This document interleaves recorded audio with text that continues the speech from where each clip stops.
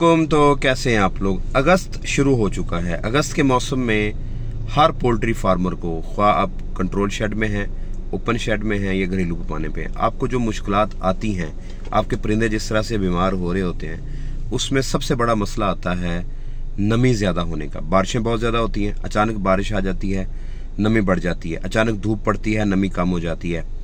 Control shade में भी water motor को, फैन को मैनेज करना मुश्किल हो जाता है। ओपन शेड में हमें बाज़-औक़ात डायरेक्ट बारिश आ जाती है, शेड लीक कर जाता है, परिंदे भीग जाते हैं, लिटर गीला हो जाता है। घरेलू पैमाने के ऊपर भी यही मसला है, खुड्डों के अंदर है, परिंदे भीग जाते हैं, गीले हो जाते हैं। लिटर गीला होने की वजह से कॉक्सी का मसला बनना शुरू हो जाता है, टाइफाइड बनता है, फिर अमोनिया गैस बनती है, रिस्पिरेटरी इशू आने शुरू हो जाते हैं, परिंदे बीमार होते हैं, वजन भी लूज करते हैं, फीड भी कम कर जाते हैं, सोकड़े में चले जाते हैं, अंडे की प्रोडक्शन गिर जाती है। अब ये मसाइल जो अगस्त के मौसम में, अगस्त के महीने में आपको मिल रहे हैं पाकिस्तान सब कॉन्टिनेंट में या कहीं भी, इन मसाइल को हमने हल करना है। आज की वीडियो में मैं आपको तीनों तरह का सेटअप, यानी कंट्रोल शेड में कैसे मैनेज करेंगे, ओपन में कैसे मैनेज करेंगे और घरेलू पैमाने के ऊपर आप कैसे मैनेज करेंगे, मैं आपको इनके हल बताऊंगा और ये भी बताऊंगा कि अगर प्रॉब्लम आ जाए तो फिर आपने अपने बर्ड को ठीक कैसे करना है। आप चैनल पर नए हैं तो सब्सक्राइब करते जाएं। अगर आप विदाउट सब्सक्रिप्शन बार बार देख रहे हैं तो ऐसा ना करें, सब्सक्राइब करें। सिर्फ 15,000 रह गए हैं 100K तक पहुंचने में, मुझे इसी साल में हेल्प करें और वीडियो को लाइक भी कीजिएगा, ज़्यादा से ज़्यादा शेयर भी कीजिएगा। तो कंट्रोल शेड में हमने कैसे मामलात को सेट करना है, उसके लिए आपको एक टेबल मैं सामने स्क्रीन के ऊपर दिखा रहा हूँ। टेबल में अगर आप देखें तो सबसे पहले है हमने ह्यूमिडिटी कंट्रोल करनी है। अब ह्यूमिडिटी कंट्रोल और वेंटिलेशन मैनेजमेंट दोनों सेम है। नमी शेड के अंदर बढ़ गई है क्योंकि हमने टेम्परेचर को बेहतर करने के लिए वाटर मोटर्स चलाई हुई हैं। अब बाहर से ज़्यादा नमी वाली हवा जब मोटर से पानी लेके अंदर आती है तो शेड के अंदर नमी 90% 100% पे क्रॉस कर जाती है। बर्ड पेंटिंग स्टार्ट कर देता है, मुंह खोल के सांस लेता है। वो मुंह खोल के सांस लेने में सारी एनर्जी लगा रहा होता है, तो वो खाना कैसे खाएगा, वो आपको प्रोडक्शन कैसे देगा।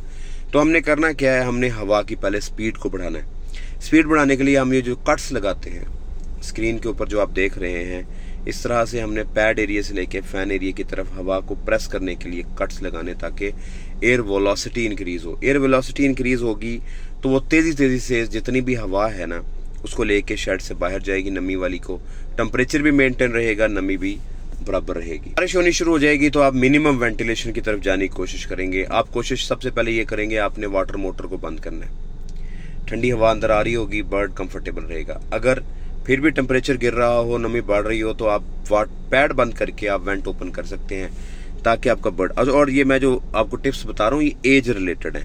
आप पहले दिन के परिंदे पे और किसी तरह से मैनेज करेंगे और आखिरी दिन पे आप किसी और तरह मैनेज करेंगे। हो सकता है कि आपको वेंट ना खोलने पड़े, लेकिन वेंट अगर खोलने पड़ रहे हैं तो फिर आपने उसको मैनेज करना है, बर्ड की कंडीशन को देख के मैनेज करना है। ऐसा नहीं हुआ है कि मैंने बोल दिया है तो उसको आपने लाजमी करना है और आपका बर्ड बीमार हो जाए। कंट्रोल फार्मिंग में रात के टाइम पे भी आपने वाटर मोटर का ख्याल रखना है। रात को वैसे ही टेम्परेचर बाहर डाउन हो जाता है, बर्ड कंफर्टेबल हो जाता है। आप अगर उसमें मोटर पानी चला रहे हैं, ओवर उसको कूलिंग दे रहे हैं, तो रिस्पिरेटरी इशू बनना शुरू। लिटर का आपने बहुत ज्यादा ख्याल रखना है। अब नमी बढ़ने की वजह से बर्ड लूज ड्रॉपिंग करता है। जब वो लूज ड्रॉपिंग करता है तो बर्ड आपका लिटर गीला करना शुरू कर देता है। लिटर गीला होता है तो अमोनिया गैस बनती है, कॉक्सी बनना शुरू हो जाती है। आपने इस चीज़ का ख्याल रखना है। रैकिंग प्रॉपर करानी है, दिन में 2 से 3 दफ़ा रैकिंग करें। अगर रैकिंग से मसला हल नहीं हो रहा तो खुश्क बरादे को आप वेट बरादे के साथ मिक्स करना शुरू कर दें, ताकि आपका ओवरऑल कंफर्टेबल हो जाए बर्ड। और अगर कहीं पे बुरादा इतना ज़्यादा गीला हो गया है तो आप उसको मुकम्मल तौर पर चेंज कर सकते हैं। आप उसको चेंज कर देंगे, उसकी जगह खुश्क बुरादा डाल देंगे। खुश्क बुरादा डालने के 2 बेनिफिट होंगे, एक तो वहाँ से अमोनिया बनना बंद हो जाएगी, दूसरा नमी जो शेड के अंदर है उसको ऑब्जर्व करना शुरू कर देगा, नमी में भी कमी होगी। पानी के अंदर हम फिर इसमें इलेक्ट्रोलाइट्स इस्तेमाल करेंगे, विटामिन सी इस्तेमाल करेंगे। इलेक्ट्रोलाइट और विटामिन सी के ऊपर अगर आप कोई वीडियो देखना चाहते हैं तो ये वाली वीडियो मैं आपको रिकमेंड करूँगा, आप जाके देख सकते हैं। इसके बाद हमने तमाम डिजीज़ को देखना है, इकोलाई, कॉक्सी, CRD, फंगल इन्फेक्शन देखनी है।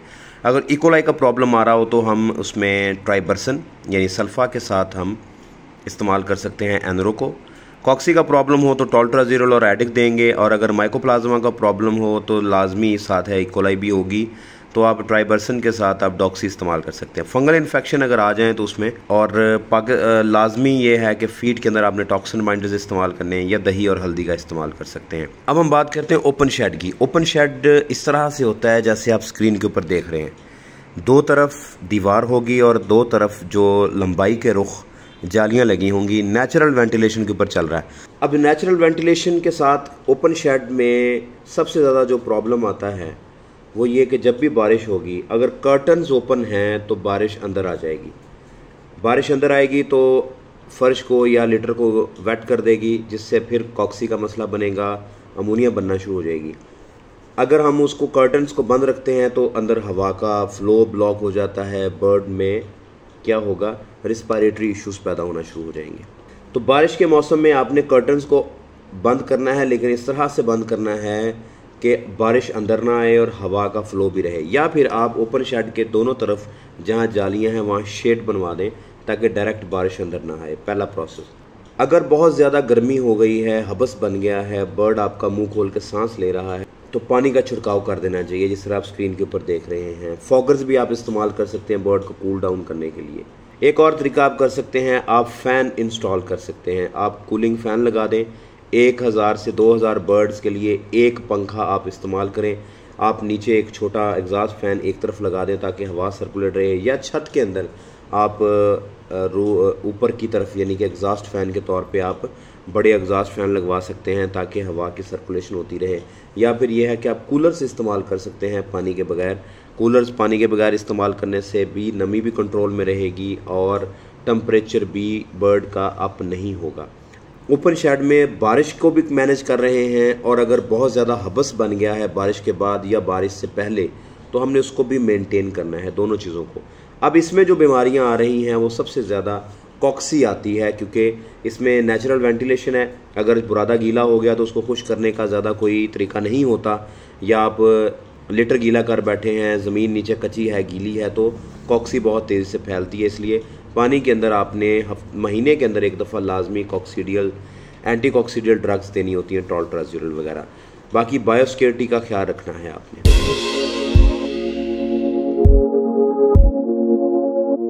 माने के ऊपर या बैकयार्ड पोल्ट्री या डोमेस्टिक फार्मिंग में बर्ड आपके अगस्त के अंदर आके उसी तरह से ही डिस्टर्ब होते हैं जैसे ओपन शेड में होते हैं। तो अब हमने यहाँ पे जो मैनेज करना है उसके लिए मैं आपको स्क्रीन के ऊपर दिखा रहा हूँ। अगर बारिश आ गई है तो आपने केजेस को बारिश से निकाल के ड्राई प्लेसेस के ऊपर शिफ्ट करना है। ऐसी जगह पे केजेस को रखना है जहाँ पे डायरेक्ट बारिश कांटेक्ट में ना आए, ताकि केज के अंदर पानी ना आए, बर्ड आपका भीगे ना। भीगने से उसको टाइफाइड हो जाएगा या उसको रिस्पायरेटरी इशू स्टार्ट हो जाएगा।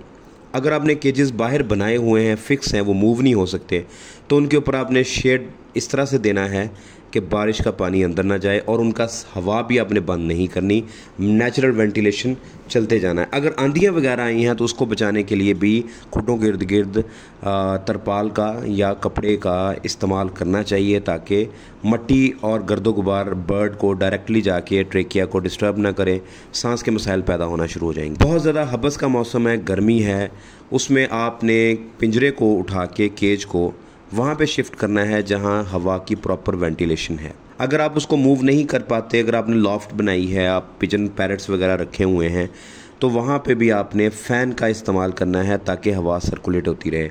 अगर नमी, आप मीटर लगाएं, अगर नमी बहुत ज़्यादा बढ़ गई है तो आप खुश्क कूलर चलाएं, अगर नमी उसमें कंट्रोल्ड है तो आप पानी के साथ कूलर लगा सकते हैं ताकि आपका बर्ड कंफर्टेबल रहे। बैकयार्ड फार्मिंग में कीड़ों का ख्याल रखना बड़ा ज़रूरी होता है। एक्टोपैरासाइट्स यानी जूंकें और लीकें वगैरह पड़ जाती हैं। इंटरनल पैरासाइट्स यानी कि पेट के अंदर कीड़े पैदा होना शुरू हो जाते हैं जो बर्ड को आहिस्ता आहिस्ता सोकड़े की तरफ ले जाते हैं। बारिश के बाद ये सबसे ज़्यादा ख्याल रखना है। आप सैगवान का इस्तेमाल कर सकते हैं एक्टोपैरासाइट्स के लिए। आप डस्ट बाथ बना के दें। डस्ट बाथ पर परिंदों को डेली 2 से 3 घंटे उसके अंदर बैठें ताकि उनके जिस्म के ऊपर जो कुएँ वगैरह हैं वो ना पड़े, एक्टोपैरासाइट्स ना हों। आप आइवरमेक्टिन इंजेक्शन लगा सकते हैं।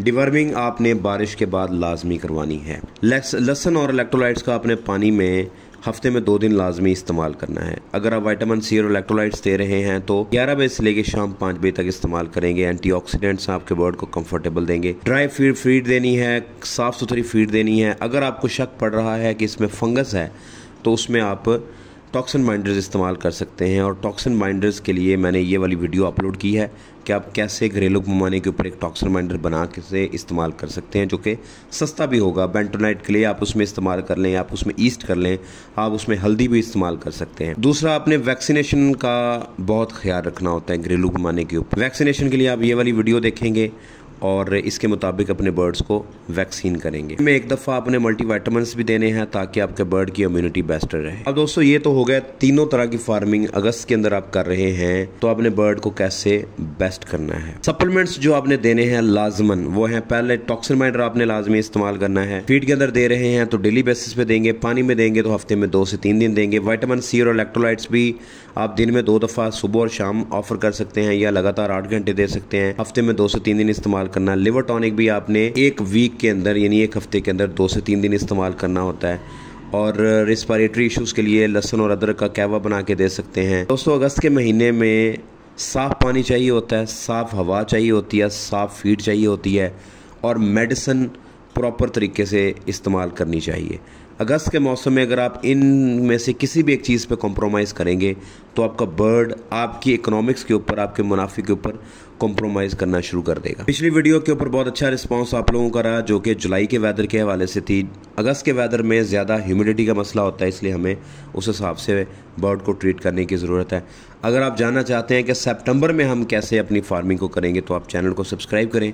वीडियो पसंद आ गई हो तो इसको लाइक कीजिएगा, ज़्यादा से ज़्यादा शेयर कीजिएगा। अपनी दुआ में याद रखिएगा। आप लोगों से मुलाकात होगी अगली वीडियो में।